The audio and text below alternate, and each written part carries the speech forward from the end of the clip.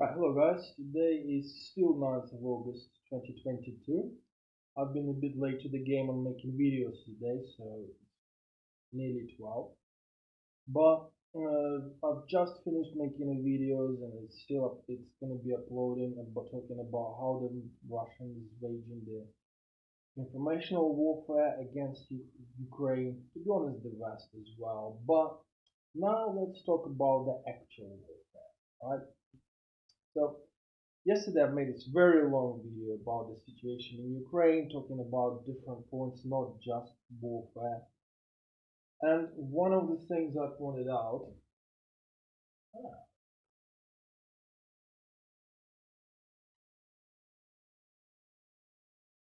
that with the new weapons Ukraine is getting, right, there's going to be this square, right, these cities, this kind of square in roads is kind of very dangerous sport. So it's as much as I'd like people to free my home city Kherson, because obviously there's lots of civilians there. This place is not as heavily populated per major cities wise, but it's still some pretty big places there with plenty of civilians who are the threat. So making a pick and making a choice is really very hard. But I was also saying that with the new weapons that Ukraine has started receiving, this area is actually going to be very important, and I think that a lot of Russian generals are scared fucking shitless. Right? They from the point of view of morale, they're obviously very scared of Ukrainians taking back this area. But from a point of view of military, like where it's kind of puts them into position of standing on all fours with their buttocks wide open,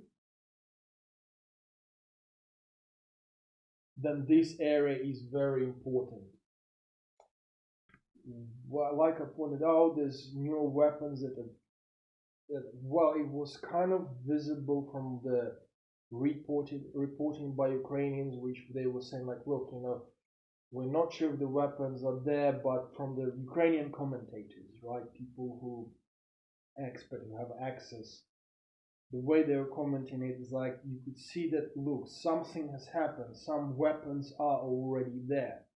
And I was talking about a long distance weapons, long range kind of loitering drones, which is because Ukraine was getting some like kamikaze drones, loitering kamikaze drones from US, and some of them could do like about 3 hours at like 30 kilometers an hour or something like this.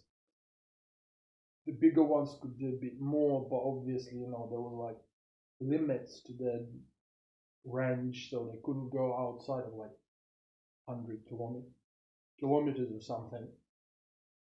Right, well, we were talking about the fact there's new weapons are coming in which can hit targets at longer ranges. So special missiles for HIMARS system, maybe new types of loitering drones which can hit on the GPS coordinates.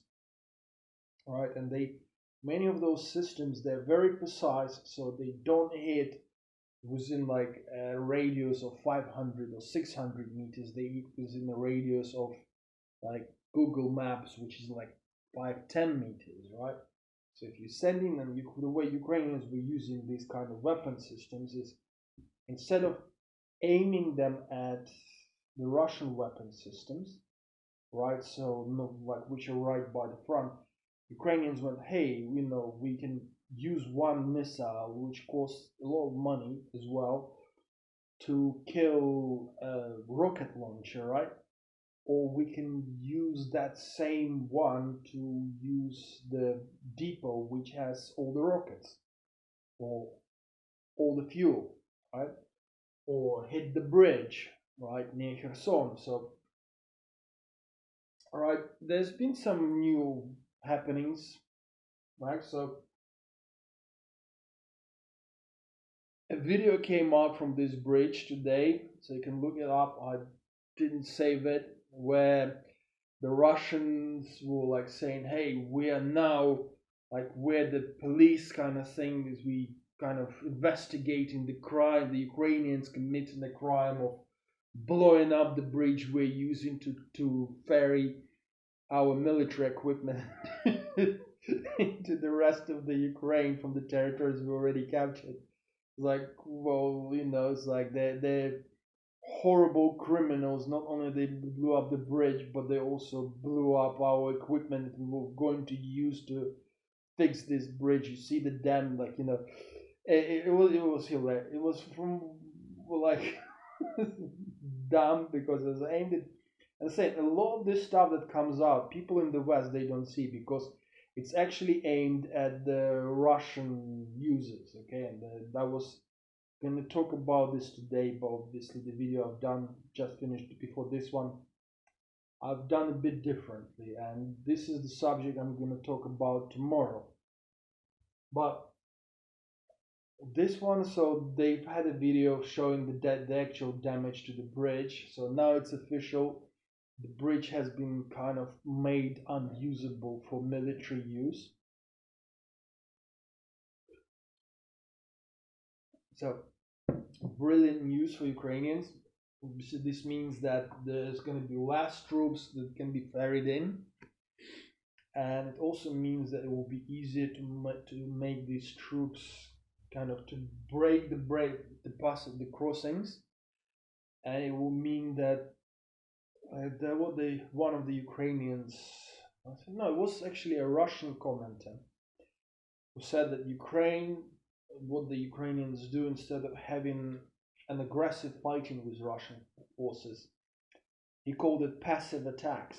And I can't understand this because my favorite art is martial art is Aikido, where it's like, so the idea was to remove the means by which Russians could fight. So, for example, when they were around Kiev, Ukrainians were not really getting involved into head-on fighting with Russians unless it was absolutely necessary. But what they did is they used the skills they've gained over the last few years to essentially destroy Russian supply lines, right? So one of the tricks I actually described it yesterday was, for example, the tanks would not be used to fight one-on-one, but what they will do is they will hide, for example, in a close position.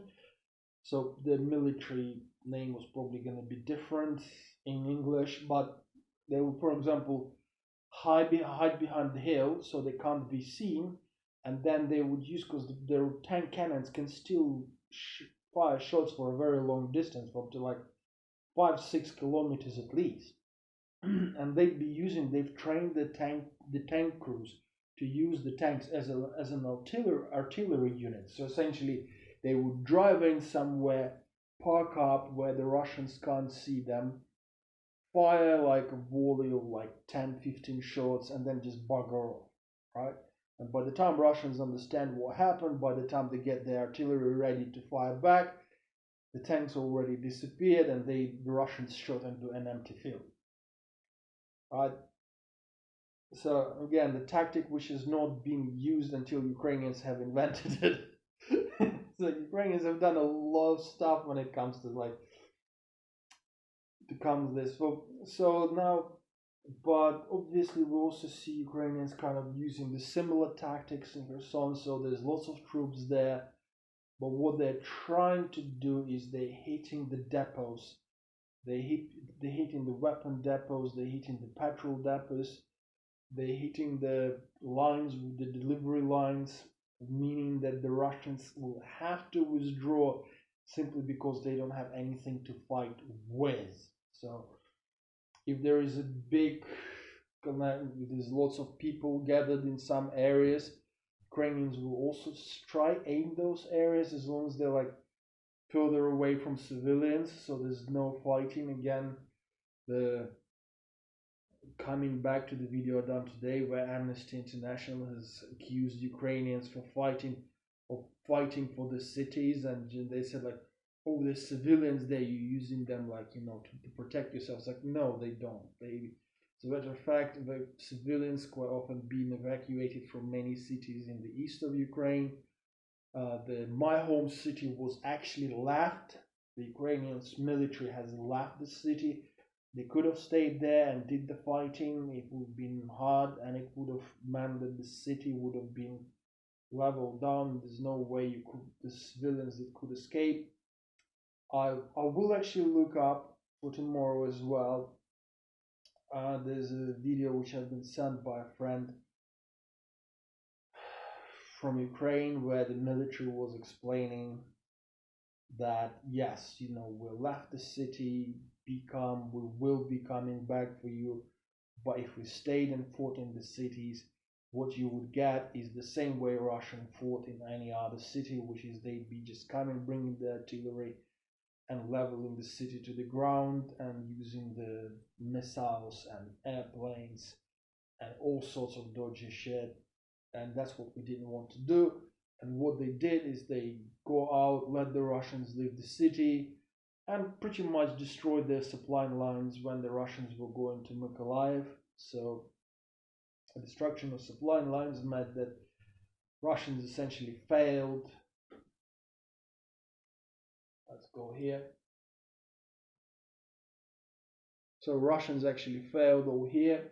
You see this blue area, so this is where the Russian troops attacked, and then they got pushed back.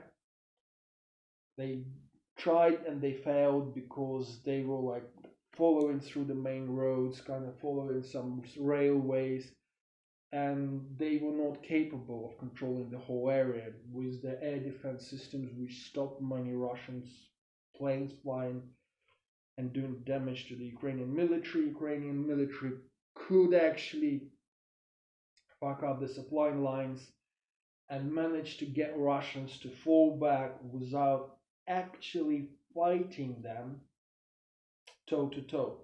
So destroying Russian troops while keeping their own troops, being more precise. So there's a statistics where for every like 200 Russian rockets and artillery shells, Ukrainians used only like 20. So using 10 times less ammunition, they have done about 10 times as much damage. So completely crippling Russian troops. Similar tactics were used near Kiev and other areas in the north, which has forced the Russians to retreat. Right, similar tactics I think being used around Kherson, around here, where they kind of trying to cut off the ways, the supply lines. Obviously, the world famous Chernobyevka. If you don't know about this place, look it up. The amount of Russians that died in that place for no good fucking reason, probably gonna make your eyes bleed. But every other day they get hit in there, they still put their people in the same spots. Like from the military point of view, those are the good spots to put your people in, unless you have the enemy artillery able to reach the fucking spots. Right? But what we see today is like obviously Ukrainians have managed to reach these areas now with their artillery. So by capturing some more land here, pushing the Russians back by crossing one of the smaller rivers.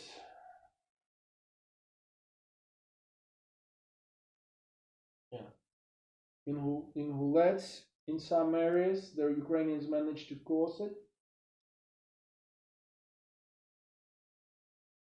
Ooh. This map doesn't show it, but there's been some fighting.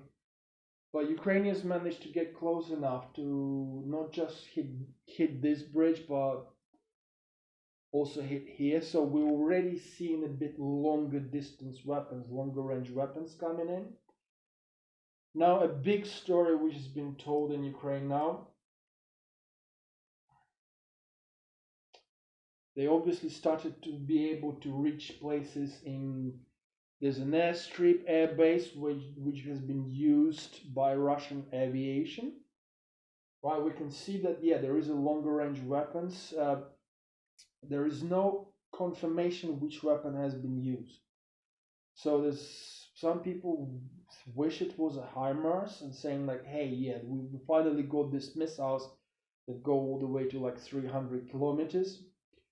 But also there's, like I say, larger, longer range drones available to Ukraine now. So people suspect that maybe something new with Bayraktar, newer Bayraktars came in, and because obviously the Russian fleet has been pushed back from this area, right? So they moved most of their fleet to here, to Novorossiysk. See, they don't have as good air defense systems anymore, especially on that side, on this side, because here Ukrainians can actually reach the ships, so the ships had to fall back, which means that Ukrainian drones can fly a bit more free in this area. So nobody has an exact idea which weapon has actually been used, but it's the fact that Ukrainians have hit an ammunition depot or maybe a fuel depot, but there was a couple of explosions and then there were multiple explosions in the area. So Russians claimed, at least when I was checking it out, that there were no fatalities on their side. So it was just like a fire and something blew up. They even, I think one of them went as far as to say that some fireworks went off, but obviously it was bullshit. One of them said that it was like one bomb has just been mishandled and blew up, but videos actually show that there were multiple explosions and fires there. So not 100% sure about this, but obviously Ukrainians are very happy because finally the weapons can reach this area. And remember yesterday I was also saying that, hey, getting the area up to the east means that the Crimea ends up being under a pincer attack, right? Not only reachable from the west, but from here, a lot of Crimea becomes reachable from the east, which means that Russians cannot fly their planes as freely. They cannot land their planes there as freely because the airfields become reachable for long-range weapons, which I was like thinking the Ukrainians got, and now we're getting the confirmation that they did get it, right? And in here we could say, like, look, could be one of the older weapons, maybe like a Bayraktar drone that flew in there, maybe even a low-flying plane which managed to kind of shoot from longer distance, because one of the Ukrainian experts was saying that, hey, they could have actually like attached a missile which could, like, more modern missile to an older plane, because some like more new missiles can hit the targets based on the GPS coordinates. So what you do is you set up the coordinates, and then what you do, you can attach it to the older plane. It doesn't have to already talk to a missile. It can just fly in, shoot the missile, and fuck off, right? So something like this could have happened, but it also shows that, like, with lower air defense systems, because the fleet had to be pushed back, means that Ukrainians can reach this area, all right? But something that really kind of seemed to slide behind the news, or maybe just didn't hit my line. Like I said, I'm not a journalist, I'm not a professional YouTuber, but I've just managed to notice it on this map, is an explosion here. Right, so this is the area where the ports are, like the Azov Sea ports are there. So we can see that, like, probably they were stashing some equipment, and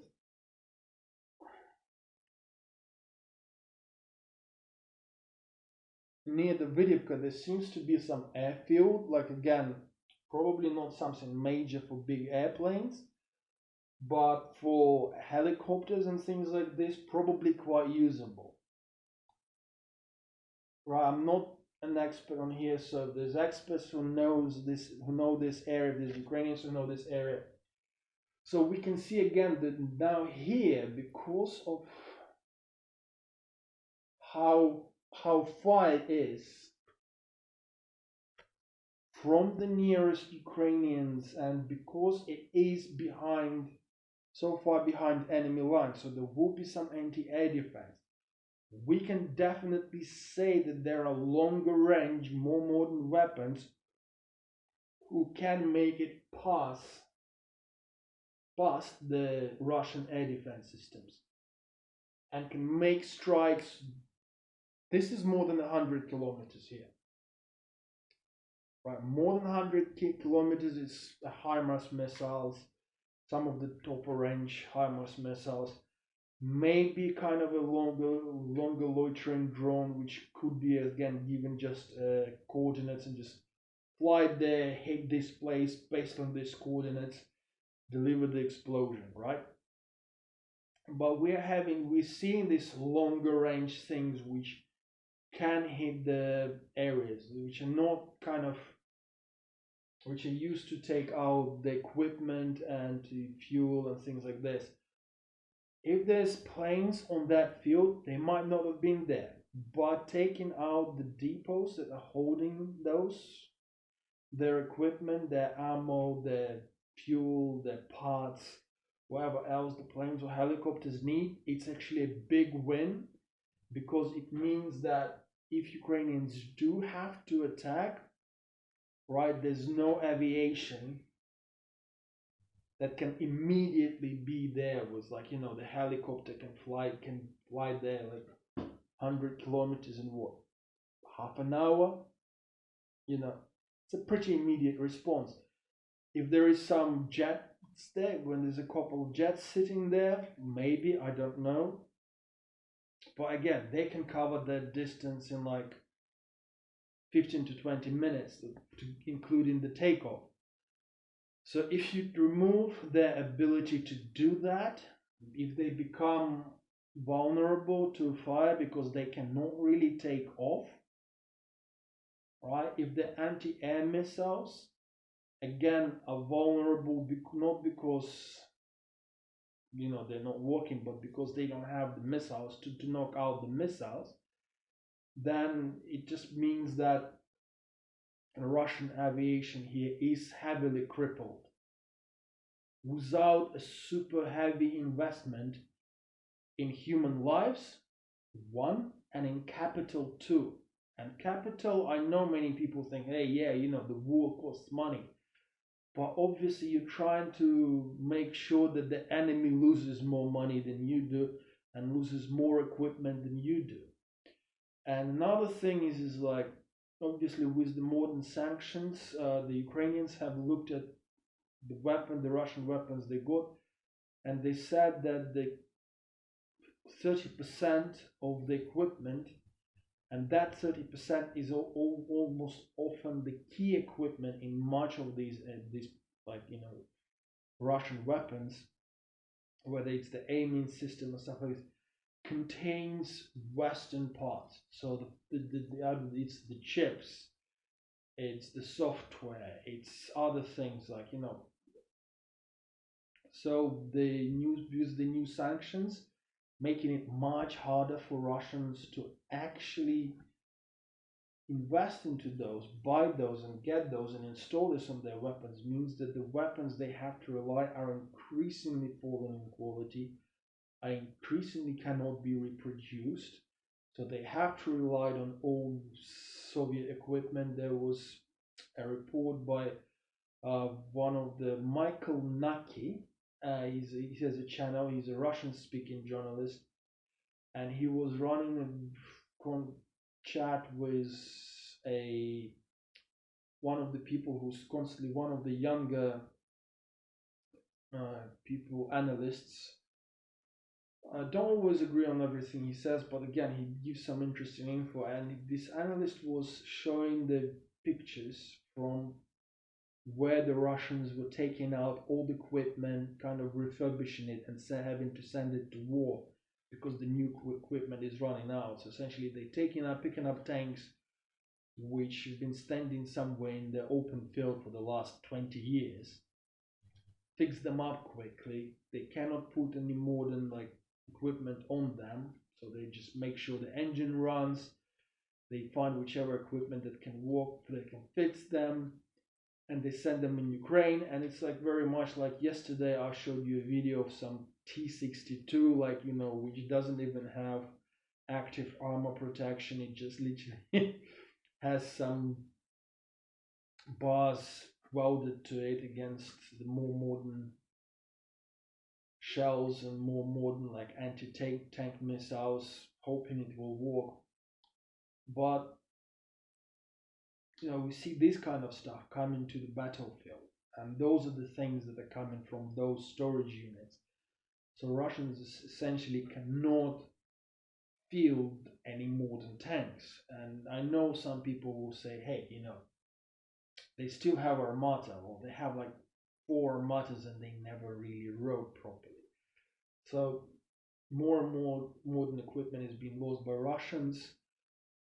We can see that Ukrainians finally receiving weapons that can make a difference without a huge loss of life. Right? Hitting the depots allows Ukrainians, like I said, by a phrase which is coined by a Russian commentator, but who said passive attacking, where they're not fighting head on, but are hitting hitting the supply lines, right, hitting the logistics. The Ukrainians like to comment. There's an American general who said, yeah, the soldiers fight the wars, but the logistics win them. But there's also a phrase which has been known all over Soviet Union, which is like the soldiers fight the war. Let me just check it out.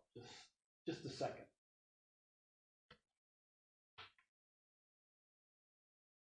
Google. Google Translate.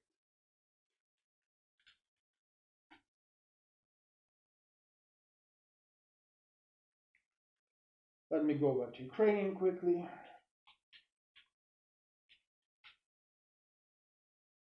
Yeah, so, all right, it's the phrase which is known all over Soviet Union is the soldiers fight the wars, but the quartermasters win them.